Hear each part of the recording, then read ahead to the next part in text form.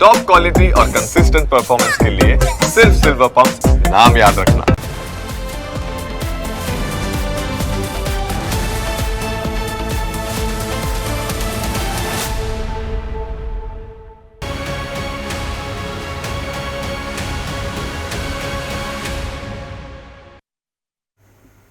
કૃષ્ણ અને સુદામા, જય વીરુ સહિત દોસ્તીની તમે અનેક વાતો સાંભળી હશે, ફિલ્મોમાં જોઈ હશે, પણ આજના આ આધુનિક અને વ્યસ્ત સમયમાં મિત્રતાના મૂલ્યો ઝાંખા પડવા લાગ્યા છે. તેવામાં વડોદરાથી એક એવો બનાવ સામે આવ્યો જેમાં દોસ્તીનો અનોખો પ્રેમ છે, આઘાત છે, વિરહ છે. આ કહાણી તમારા અંતરાત્માને ઝકઝોળી મૂકશે, તમને રડાવશે. કદાચ તમારા જીવનમાં પણ કોઈ નજીકનો મિત્ર હશે તો તેની યાદ પણ આપને ચોક્કસ કરાવશે. વાત છે વડોદરાના માણેજા વિસ્તારની, જ્યાં બિહારમાં પોતાના એક મિત્રએ જીવન ટૂંકાવી દેતા વડોદરામાં રહેતા તેના બે મિત્રોએ એક બાદ એક અનંતની વાટ પકડી.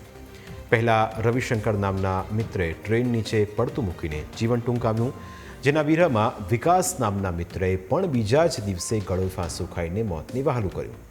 આવું તેમણે નહોતું કરવું જોઈતું, પરંતુ દોસ્ત વિના તે રહી ન શક્યા, આઘાત સહન ન કરી શક્યા. સામાન્ય રીતે ઘણા લોકો એકબીજા માટે જીવ આપી દેવાની વાતો કરતા હોય છે.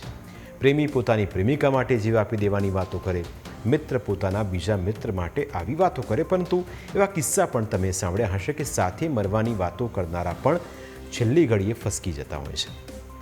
કારણ કે મોતનો ડર સૌને લાગે, પણ આ બે મિત્રોની વાત જ કંઈક અલગ હતી. બંને બાળપણના મિત્રો નહોતા, પણ લાગણી ખૂબ જ ગાઢ હતી.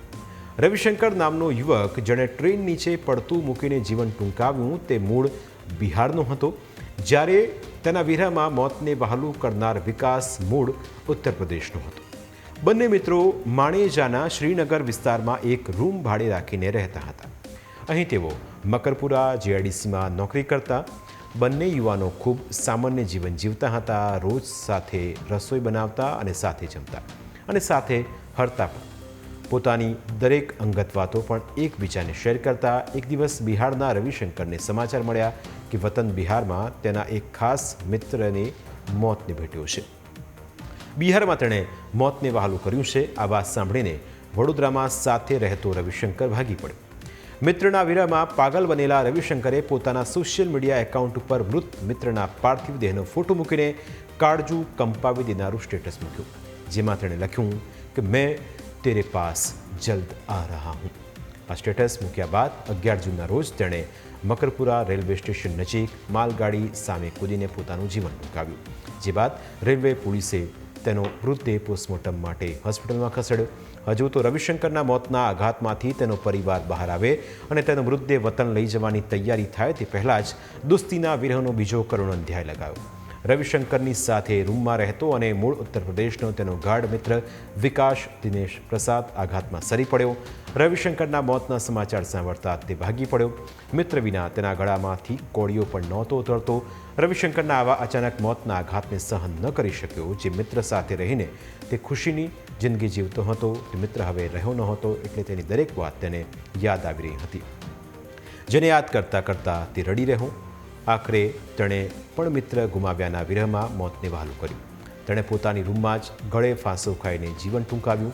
મકાન માલિકનું કહેવું છે કે બંને મિત્રો લાંબા સમયથી ત્યાં રહેતા હતા અને ખૂબ જ હળી મળીને રહેતા હતા, પરંતુ સાથે મિત્રના જવાથી વિકાસ તણાવમાં આવી ગયો હતો. એક જ રૂમમાં સાથે રહેતા બે મિત્રોના મોતની ખબર જેવી ફેલાઈ કે સમગ્ર વિસ્તાર અવાક રહી ગયો. લોકોના ટોળા ઘર પાસે એકઠા થઈ ગયા. લોકો પણ વિચાર કરી રહ્યા હતા કે આ શું થઈ ગયું. જોકે હવે આ સમગ્ર પ્રકરણમાં પોલીસ તપાસ ચલાવી રહી છે. પોલીસે અકસ્માતે મોતનો ગુનો નોંધ્યો છે. આ ઘટનામાં રવિશંકરના જીવન ટૂંકાવવા પાછળનો હેતુ સોશિયલ મીડિયા સ્ટેટસથી સ્પષ્ટ છે, પરંતુ વિકાસના જીવન ટૂંકાવવા પાછળ ફક્ત મિત્રનો વિરહ છે કે બીજું કોઈ કારણ, તે દિશામાં તપાસ ચાલી રહી છે. પરંતુ બે મિત્રોની આ કહાણી હાલ તો ખૂબ જ ચર્ચાનો વિષય બની છે, પરંતુ મોતના કારણને લઈ હજુ કોઈ ચોક્કસ સ્પષ્ટતા કરવામાં આવી નથી. મહત્વનું છે કે મિત્રતા એ જીવનનો સૌથી સુંદર અને અણમોલ સંબંધ છે, જે લોહીના સંબંધ કરતાં પણ વધુ મજબૂત કહેવાય. વિશ્વાસ, વફાદારી અને ત્યાગ તેના મૂલ્યો છે. મિત્ર એટલે જેની સાથે તમે બધું શેર કરી શકો, દુઃખમાં જેના ખભે માથું મૂકીને રડી શકો અને સુખમાં સાથે ખિલખિલાટ હસી શકો. સારા અને ખરાબ બંને સમયમાં એકબીજા સાથે ઊભા રહે તે જ સાચા મિત્ર કહેવાય. પરંતુ જીવનને અલવિદા કહેવું તે કોઈ પણ મુશ્કેલીનો અંતિમ વિકલ્પ નથી. જેથી કોઈએ પણ આવી બાબતોથી દુષ્પ્રેરણા ન લેવી જોઈએ. આવી દુષ્પ્રેરણા લેવાના બદલે મિત્રની યાદમાં કોઈ સામાજિક સેવા કાર્યો કરતા રહેવા જોઈએ.